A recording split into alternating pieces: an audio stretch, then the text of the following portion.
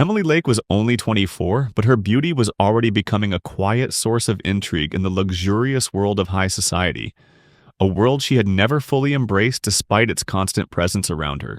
As the senior receptionist at one of New York's most prestigious hotels, Emily worked tirelessly, often unnoticed by the glittering guests who passed through the elegant lobby. She wore the standard uniform, a simple black dress and heels, her dark hair neatly styled, but her sharp eyes and quiet grace suggested there was more to her than met the eye. The wealthy visitors who stayed at the hotel would often ignore her presence, treating her like just another face behind the desk, someone whose only role was to facilitate their fleeting comfort. Yet, Emily had long since learned not to expect anything from them but dismissiveness, a consequence of her modest upbringing and the job she had chosen. It was a job she took seriously, though, believing in the value of service, regardless of the recognition that might come with it. Among the regular guests who frequented the hotel was Jonathan Harris, a businessman of considerable means. He was the type of person who exuded wealth without effort, who didn't just walk into a room but commanded attention with his posture and demeanor. His finely tailored suits, crisp shirts, and gleaming accessories reflected his success. And yet, his confidence often bordered on arrogance. He had crossed paths with Emily on several occasions, always dismissing her with a wave of indifference. She had been nothing more than a passing thought to him, a fixture in the hotel's daily rhythm, but never someone worthy of genuine interaction. To him, she was just another hotel worker, someone who could never understand the complexities of his world, someone who didn't belong in the circles he navigated so effortlessly.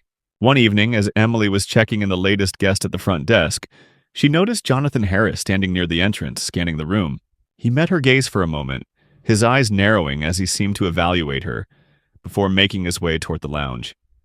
It wasn't the first time he had looked at her in that way, but something about his scrutiny today felt different. He approached the counter with a slight smirk on his face, offering her a casual greeting that barely registered as polite. "Another busy evening, I see," he remarked, his tone almost mocking as he leaned casually against the marble desk. His eyes lingered on her for just a moment longer than was comfortable, assessing her attire, her posture, as though her presence in this space was somehow misplaced. Emily didn't respond right away, not out of discomfort, but because she had grown accustomed to the subtle insults veiled as harmless conversation. She had learned that the best way to deal with people like him was simply to continue doing her job, to remain unaffected by their judgments no matter how unfair they may be. She gave him a polite smile but said nothing more, choosing instead to focus on the next guest in line. Jonathan, clearly expecting a different reaction, chuckled lightly, almost to himself before turning to walk away. But as he did, Emily caught the unmistakable glint of disdain in his eyes, a silent message that, to him, she would always remain less than. That moment, however brief, settled deep in her chest, igniting a quiet resolve within her. She was used to being overlooked, to being judged based on her appearance or the job she did, but something stirred inside her at that moment, a sense of determination that she hadn't fully acknowledged before. It wasn't just about the job anymore. It was about how people saw her and how she was going to prove them wrong. It was an ordinary Tuesday when Emily's world began to shift, though she had no way of knowing it at the time. The hotel lobby was filled with the usual mix of people: wealthy tourists, business travelers, and the occasional celebrity, each one moving through the grand space like pieces in a meticulously orchestrated dance. The marble floors reflected the crystal chandeliers above, casting their golden light on the polished surfaces, while the hushed murmurs of conversations and the soft clinking of glasses blended together in the background. For Emily, this was the world she had come to know, a place where she moved silently and efficiently, ensuring that everything ran smoothly, unnoticed but integral to the whole. It was a place where she had long since accepted her role, a place where her worth had been defined by the expectations of those who walked through the doors. Her job, though demanding, was something she took pride in. It required precision, patience, and a level of grace that she had honed over the years. Yet, despite her dedication, she still felt the sting of being overlooked, as though she were invisible in a world that placed so much value on appearance, wealth, and social status. On this particular day, as the afternoon sun filtered through the windows, casting long shadows across the lobby, Emily noticed Jonathan Harris sitting in a leather armchair by the window, his attention focused on the phone in his hand. He was alone, which was unusual for him, as he often traveled with a team of colleagues or associates. His expression was one of concentration, his brow furrowed slightly as he typed out a message. It was then that she noticed, just for a fleeting moment, a change in his demeanor. There was something different in the way he carried himself today. Something more demanding, more insistent in the way his eyes darted around the room, surveying the people who came and went. It wasn't just his usual air of self-importance. It was something more, something that made Emily feel a strange sense of unease. Her attention was quickly drawn away as another guest arrived at the front desk, but Jonathan's presence lingered in her mind. It wasn't the first time she had encountered him, and certainly not the last. He was a regular at the hotel, someone whose presence was as expected as the ticking of the clock on the wall. But today, for reasons she couldn't fully explain, she felt a pang of discomfort as she caught glimpses of him through the corner of her eye. He was sitting there, distant yet ever present, as though waiting for something to happen. And it was then, in that brief moment of hesitation, that it did. A sudden commotion broke the quiet hum of the lobby. Emily's eyes shot up as she saw Jonathan rise from his chair, his face flushed with anger. He was talking loudly to one of the bellboys, who seemed to be trying to calm him down. Jonathan's gestures were wild, his voice rising in frustration as he pointed toward the entrance. Emily could hear snippets of his conversation as he continued to argue with the staff member, his words dripping with condescension and impatience. He was upset about something. An issue with his room, a delay with his reservation, perhaps even a problem with the staff. Whatever it was enough to set him off, and the ripple effect spread quickly through the lobby. Guests paused their conversations, glancing toward the scene unfolding before them, while hotel staff stood awkwardly by, unsure of how to intervene. The tension in the air was palpable, and Emily could feel the familiar rush of unease that came with handling situations like this. But what caught her off guard wasn't Jonathan's outburst, but rather the way he directed his ire toward her. As the bellboy stepped aside to allow Jonathan to approach the front desk, he caught sight of Emily, who was already preparing to step forward and offer assistance. His eyes locked onto hers with a sharp, almost accusatory gaze, and in that moment, something inside him seemed to snap. "You," he said, his voice cold and biting. "This is your doing, isn't it? You people can't ever get things right, can you? Always something wrong with the reservation, always something off. Do you even know how to do your job?" The words came out with an edge, each one meant to cut through her composure like a knife. The entire lobby seemed to hold its breath as Emily stood frozen in place, caught off guard by the venom in his tone. The bellboy glanced between them, clearly uncomfortable with the situation, but made no move to intervene. Emily's pulse quickened, her heart pounding in her chest as she fought to maintain her composure. She had always prided herself on keeping a cool head, no matter how difficult the situation, but something about Jonathan's words felt different. They felt personal, as though he were attacking her directly, as though he were accusing her of something far beyond the scope of her job. She had endured rude comments and dismissive glances from guests before, but this was different. His anger wasn't just about a simple mistake or misunderstanding. It was a reflection of something deeper, something that spoke to a fundamental disrespect for who she was and what she represented. Her instinct was to apologize, to smooth over the situation and move on, but in that moment, something inside her shifted. She wasn't going to let him treat her like this. Not anymore. She took a deep breath, pushing aside the rising tide of frustration, and responded with a calmness that surprised even herself. "Mr. Harris," she said, her voice steady but firm. "If there's an issue with your reservation, I'm happy to look into it and resolve it immediately. But I do ask that you speak to me respectfully. I'm here to help, not to be your target for frustration." Jonathan's expression faltered for a brief moment, surprise flickering in his eyes before it was quickly replaced with a look of contempt. "Respect?" he scoffed, stepping closer to the desk, his gaze narrowing. "You expect respect from me? Do you even know who I am? I don't have time for this nonsense." The words stung, but Emily stood her ground, refusing to allow him to push her into submission. She had worked too hard for too long to let someone like him undermine her sense of worth. This was more than just a mistake with a reservation. This was about the way he saw her, the way he saw all the people like her, and she was done letting him, or anyone else, make her feel small. In that moment, she realized something. She wasn't just going to be a passive participant in this game anymore. She wasn't going to let the world define her based on its narrow standards of worth. She was done being invisible. She was done letting people like Jonathan Harris walk all over her without a second thought. Something inside her had shifted, and she wasn't going to let it go. She wasn't sure yet how she would change the narrative, but she knew one thing for certain. She wasn't going to take this anymore. The following days at the hotel were marked by a strange tension that hung in the air, a palpable undercurrent that Emily couldn't shake off. She had become acutely aware of how she was perceived, not just by Jonathan, but by everyone who passed through the hotel's revolving doors. For years, she had performed her job with the same quiet diligence that had earned her respect from her colleagues. But now, every interaction felt charged with the sting of Jonathan's words. She had always prided herself on being invisible, just another piece of the hotel's elaborate puzzle, but now she couldn't help but feel as though she was standing under a microscope, every action scrutinized, every glance dissected. It wasn't just Jonathan, though his behavior had certainly left a mark on her. It was the other guests as well, the ones who never took a second look at her or acknowledged her presence, as if she were merely an accessory to the polished marble and gleaming chandeliers that surrounded them. They spoke in hushed tones about their latest acquisitions or business dealings, their voices dripping with superiority, their eyes never straying from their phones or the luxury around them. They had no reason to see her, to consider that she might be more than just a person behind the desk or the one who answered their calls. She had never wanted their approval, had never sought to be more than the professional who kept their world running smoothly. But now, as the days dragged on, she found herself wondering what it would feel like to be seen. The morning after Jonathan's outburst, Emily arrived at work early, hoping to put the previous day's events behind her. The hotel was quiet at that hour, the usual bustle of guests still hours away. She slipped behind the desk, her fingers moving automatically as she prepared the registration forms for the upcoming check-ins.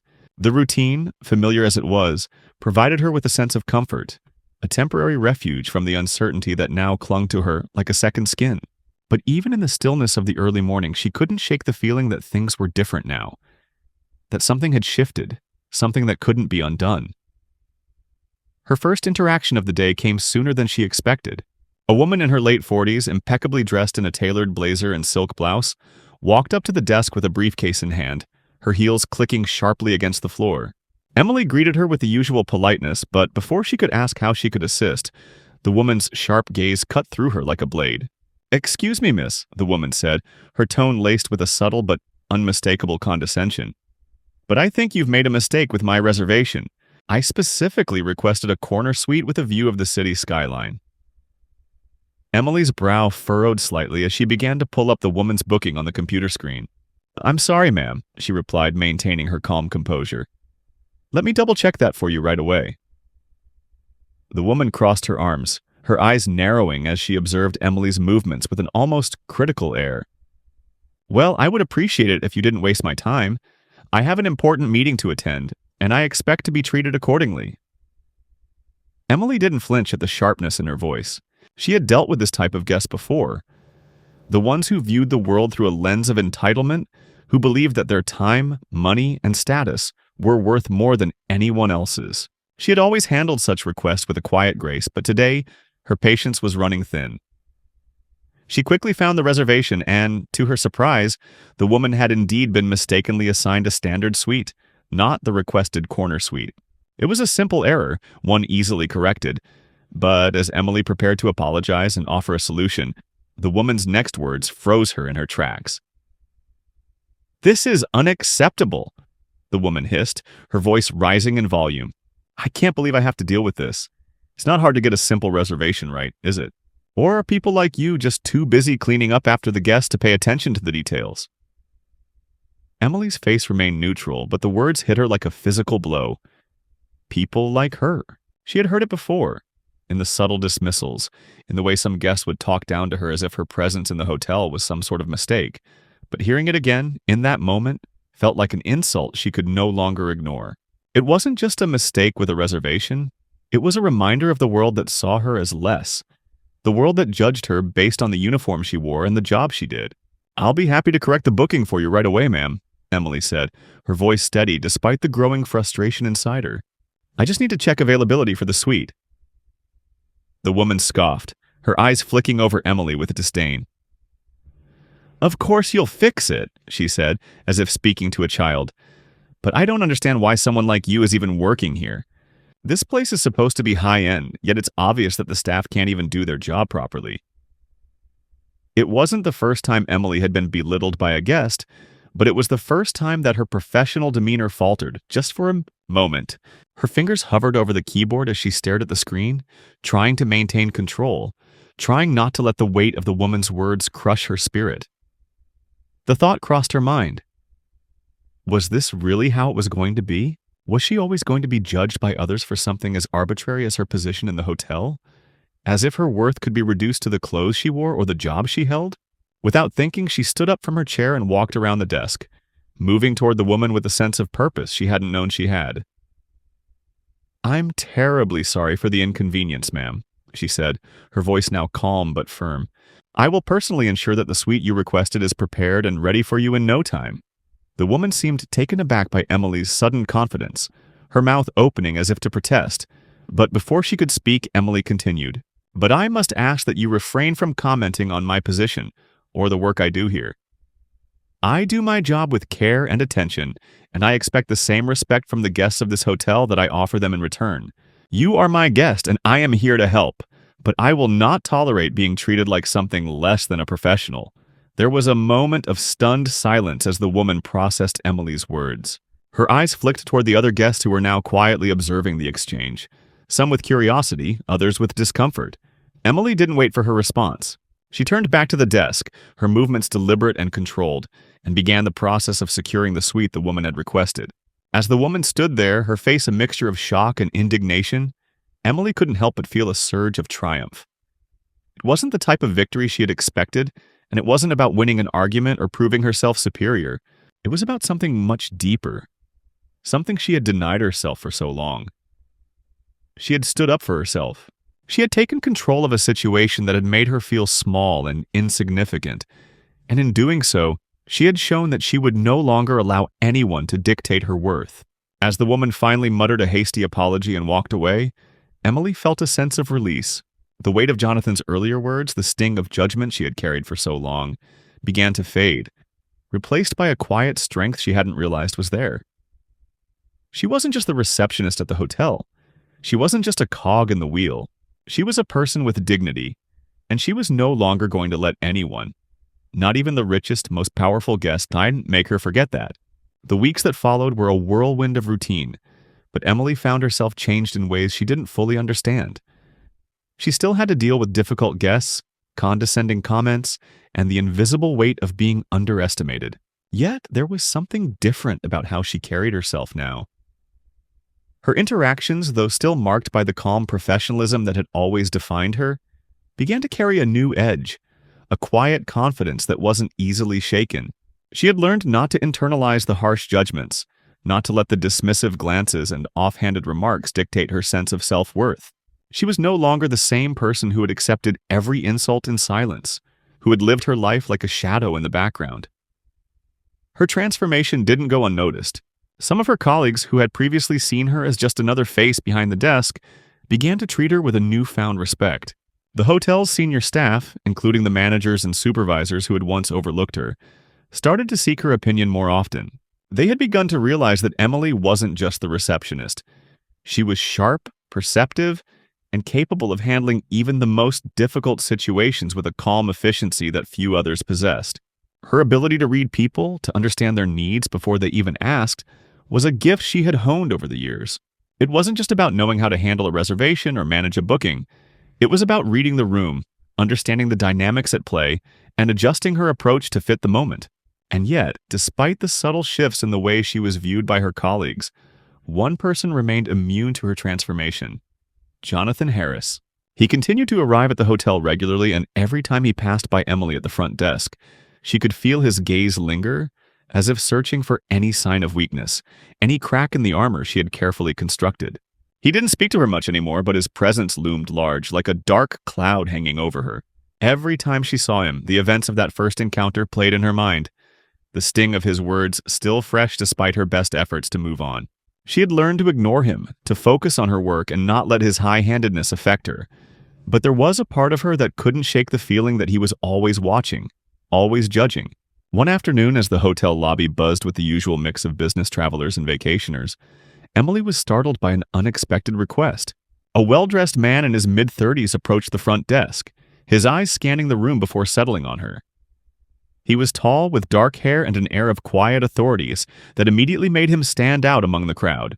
He looked familiar, though she couldn't quite place him. "Excuse me, Miss Lake," he said, his voice low and pleasant. "I was wondering if I could have a word with you." Emily blinked, surprised by the familiarity, but nodded politely. "Of course, sir. How can I help you?" The man smiled, but there was something purposeful in his expression, something that made her feel as though he was not just another guest passing through. "I've been watching you for a while now," he said, his words catching her off guard. "I'm not here on business or pleasure, but I've been looking for someone with your particular skill set." For a moment, Emily felt a flash of apprehension, unsure of where this conversation was headed. "I'm afraid I don't understand," she said carefully, her professional demeanor firmly in place. The man's smile widened, and he leaned in slightly, lowering his voice. "I'm with the Mitchell Group, the company that owns several of the luxury hotels around the world, including this one. We've been looking for someone with your intuition, your ability to read a room, to manage difficult situations without losing your composure. We believe you have the potential to move beyond a front desk position." Emily's heart skipped a beat, but she kept her expression neutral, not allowing herself to react too strongly. She had never imagined that someone like this, someone with such a high-level position, would take the time to notice her, let alone suggest that she had something special to offer. "Are you offering me a position with your company?" she asked cautiously, unsure of what to make of his words. The man nodded. "Yes, though I should clarify that it wouldn't be immediate. We would like to bring you in for a more in-depth discussion, see how you handle more high-level responsibilities, and if everything goes well, we can discuss an official offer. I believe you're someone who could go far in this industry, if given the right opportunities." For a moment, Emily was stunned into silence. The words he was saying felt like a dream, like something that belonged to a different life. She had never considered that she could do more than what she was already doing, that her quiet efforts could be recognized outside the confines of the hotel. I don't know what to say," Emily stammered, unsure of how to process the unexpected turn her life had just taken. "You don't need to say anything yet," the man replied smoothly. "Just think about it. I'll leave my card here and you can contact me when you're ready to discuss this further." With that, he handed her a sleek business card with only his name and a number, before turning and walking away, disappearing into the crowd of guests. Emily stood there for a moment, staring at the card in her hand, trying to process what had just happened. It wasn't the first time she had been offered a job or been complimented for her abilities, but this felt different. This was an opportunity to leave behind the role she had known for so long, to step into a new world where her worth wasn't defined by the uniform she wore or the position she held. This was a chance to prove to herself, and to everyone who had ever doubted her, that she was capable of so much more.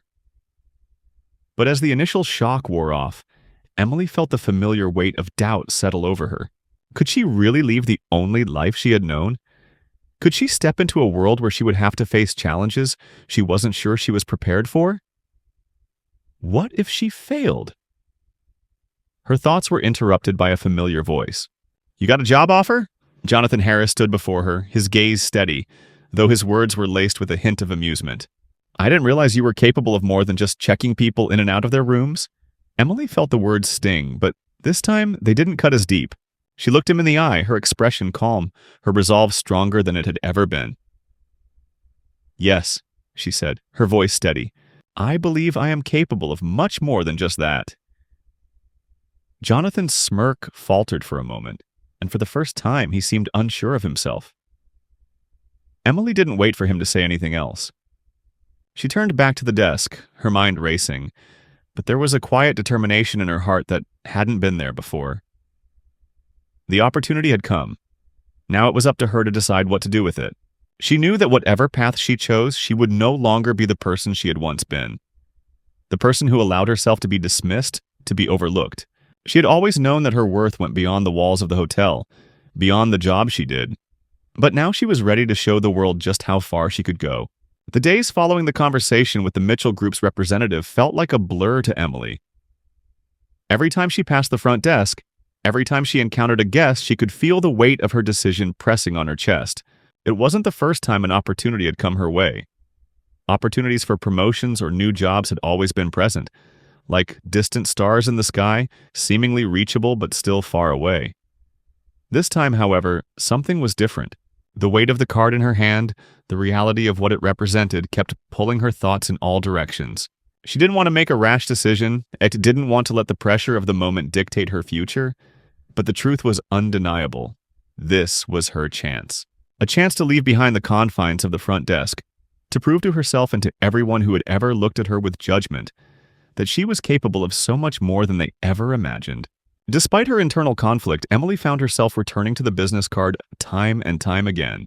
The man's name was James Mitchell, and though she didn't know him well, there was something about the way he had spoken to her that made her feel as though he saw her, truly saw her, as more than just a hotel employee. It was as if he recognized something in her that no one else had bothered to notice. For once, Emily was not just a woman behind a desk. She was someone who had the potential to make an impact, to shape her own future. But each time she felt the pull of the opportunity, the fear of failure crept in. Could she really walk away from what she knew? Could she face a world of corporate politics, of challenges she hadn't yet encountered, and succeed? It was during this time of uncertainty that Jonathan Harris came back into her life with a vengeance, in a way that she hadn't expected. He was a regular guest at the hotel, of course, and Emily had grown accustomed to his presence, though she had learned to keep her distance, to stay professional and not let his high-handed behavior ruffle her composure. But on this particular afternoon, as the afternoon sun filtered through the glass doors of the hotel and guests moved in and out of the lobby, Jonathan was waiting for her. She noticed him from across the room, standing near the entrance, his gaze fixed on her. She couldn't tell what he was thinking, but she knew that look all too well. It was the same look he had given her the day he had humiliated her in front of the other guests. The same look of contempt that made her question her place in this world. This time, however, things were different. Jonathan's eyes locked onto hers as she walked toward the front desk, and she could feel a wave of tension building in the air. It was as though everything around her had fallen away, and she was standing in the center of a storm with Jonathan as its eye. She didn't know what he wanted, but she knew it wasn't going to be pleasant. "Miss Lake," Jonathan said, his voice cool and calculating. "I need to speak with you." His tone was firm, almost commanding, but there was something else in it. Something that made her hesitate for just a moment. It wasn't the usual arrogant dismissal she had become so used to. This time, his words were laced with a hint of something deeper, something more personal. Emily swallowed the knot in her throat, her heart racing, and nodded. She couldn't very well refuse him, not without making the situation worse. "What is it, Mr. Harris?" she asked, keeping her voice steady, though her mind was a whirlwind of questions and uncertainty. Jonathan stepped closer, his expression unreadable, but there was a flicker of something in his eyes. Something that made Emily's stomach churn. "I've been thinking," he began, pausing as if weighing his words carefully. "About you, about your position here. You've been difficult to deal with lately." The words stung, but Emily refused to let them show. "I'm just doing my job, Mr. Harris. I've always been here to assist you, as I do for all our guests." He nodded, but his eyes didn't soften. Instead, they hardened, as though he was preparing to take the conversation in a direction she wasn't ready for. "It's more than just that, Miss Lake," he said, his voice low, almost threatening. "I've been watching you. I've been noticing how you've changed. How you're acting like you're too good for this job, like you think you're above the people you serve. And I don't like it." The accusation hung in the air, heavy and suffocating. Emily's breath caught in her chest. She wanted to scream at him, to tell him that he didn't understand, that he was wrong, but instead she forced herself to remain calm, her hands gripping the edge of the counter to steady herself. "I'm not sure what you mean, Mr. Harris," she said, her voice betraying nothing, though every fiber of her being was screaming at her to defend herself. Jonathan's lips curled into a smirk, and for the first time since she had known him, there was something cold in his expression, something that made her blood run cold. "I've been speaking to a few people," he continued, his voice growing colder with each word. "And I've heard some things about your behavior, about your attitude. You think you're better than this place, don't you? You think you're entitled to more, to a better life, a better job. But the truth is, Miss Lake, you're nothing without this hotel. Nothing without the people who pay for the luxury of being treated like royalty." Emily felt her fists clench under the desk. She had never been one to show emotion, but the venom in Jonathan's words made her want to lash out, to tell him everything she had been holding back, everything she had endured. But instead, she took a deep breath, letting the anger wash over her without responding. She was done letting him manipulate her, done letting him dictate who she was and what she was worth. "You're wrong, Mr. Harris," Emily said, her voice strong, unwavering. "I don't think I'm better than anyone. I'm just trying to do my job and do it well. I'm not looking for approval, and I don't need anyone's validation to know my worth. Not even yours." Jonathan's smirk faded, replaced by an expression of pure rage. "You don't understand, do you?" he spat. "I can make your life a living hell if I want to. I can make sure you never get another job in this industry, never work anywhere but the back of some low-end hotel. You'll never get the opportunity you think you deserve. I'm the one who holds the power here, and you need to remember that." The words hit Emily like a physical blow, but this time she didn't flinch. This time she stood her ground, refusing to let him break her. She had been broken before, by the people who had told her she wasn't good enough, by the people who had dismissed her because of the uniform she wore or the job she held. But not anymore. "I don't need your power, Mr. Harris," she said, her voice a steady whisper. "I'm not afraid of you. I don't need your approval, your permission, or your validation. And I don't need to be anyone but myself." For a moment, Jonathan stood there, his face red with anger, his hands clenched into fists. Then, without another word, he turned and stormed off, leaving Emily standing behind the desk, her heart pounding in her chest, her breath shallow. But for the first time in her life, she felt something she hadn't felt before. Freedom. She had stood up for herself. She had faced down the man who had tried to break her, and she had won. As the hotel continued its steady rhythm with guests coming and going, Emily knew one thing for sure. She wasn't going to let anyone, not Jonathan Harris or anyone else, decide her worth. She was ready for the next step, ready for whatever came next. And for the first time, she knew that nothing, no one, could stop her now. It was just a few days later when Emily received the call she had been both eagerly anticipating and dreading at the same time. She had thought long and hard about the offer from James Mitchell, the representative from the Mitchell Group, and as much as she had tried to resist, her thoughts kept circling back to it. She had weighed the risks, the uncertainties, and the doubts that plagued her, but in her heart, she knew that this was the opportunity she had been waiting for. The chance to prove herself, not only to the world, but to herself as well. And yet, as she stood at the front desk, the phone in her hand, listening to James's voice on the other end, her heart raced in a way it never had before. "Miss Lake, it's James Mitchell again. I hope you're doing well. I wanted to let you know that after careful consideration, we're offering you the position with the Mitchell Group. We believe that you have the potential to do great things in our company, and we're excited to see what you can bring to the table. If you're still interested, we'd like to meet with you and discuss the details further. What do you say?" The words hung in the air, suspended in time, and for a moment, Emily couldn't breathe. Her fingers tightened around the receiver, her mind racing. She had dreamed of this moment for so long, but now that it was finally here, it felt almost surreal.